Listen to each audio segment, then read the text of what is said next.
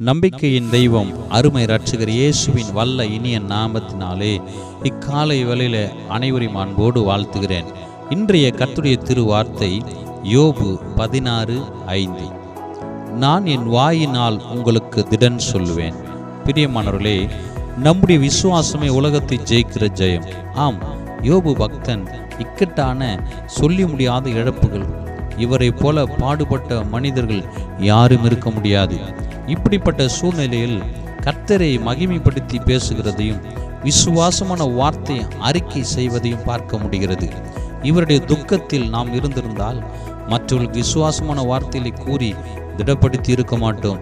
காரணம், நம்முடைய பிரச்சனைகள், போராட்டங்கள், கவலை, கண்ணீர்கள் இவைகள் மத்தியிலே நமக்கு எதற்கு மற்றவர்களுக்கு ஆறுதல் சொல்வது?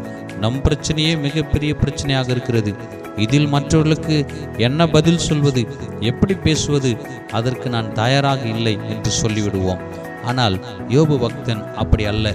அவரை சந்திக்க வருகிறவர்களை திடப்படுத்தி பலப்படுத்தி கர்த்தரை மகிமைப்படுத்தி ஆண்டவரை ஒருபோதும் விட்டு கொடுக்காமல் பேசுகிறதை பார்க்கிறோம்.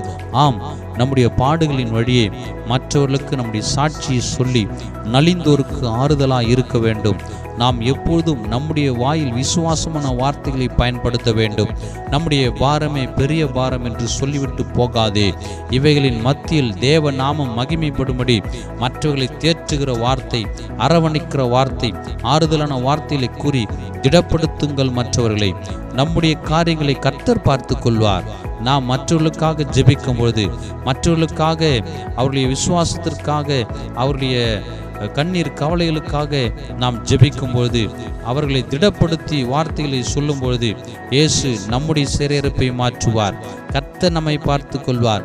அவர் கைவிட மாட்டார். சுயநலவாதிகளாக வாழ வேண்டாம். அநேகருக்கு பிரயோஜனமுள்ள பாத்திரமாய் மாறுவோம். மற்றவர்களை திடப்படுத்துவோம், உதவியாக இருப்போம். அவர் என்றென்றைக்கும் உள்ள சதா காலமும் நம்முடைய தேவனாக இருக்கிறார். ஆமென்.